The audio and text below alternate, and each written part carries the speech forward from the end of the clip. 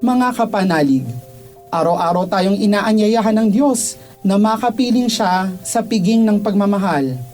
Hindi po ito nangangahulugang araw-araw tayong magsisimba.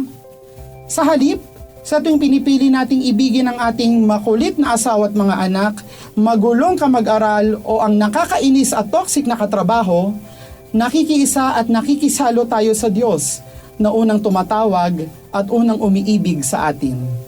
Ito ang sikreto ng kabanalan. Sa araw na ito, hilingin natin sa Diyos na maging sensitibo sa kanyang mga paanyaya at inspirasyon upang makatugon tayo ng buong pagmamahal. Huwag nawa nating palampasin ang pagkakataong makasama ang Diyos ngayon. Piliing umibig, piliing maging banal.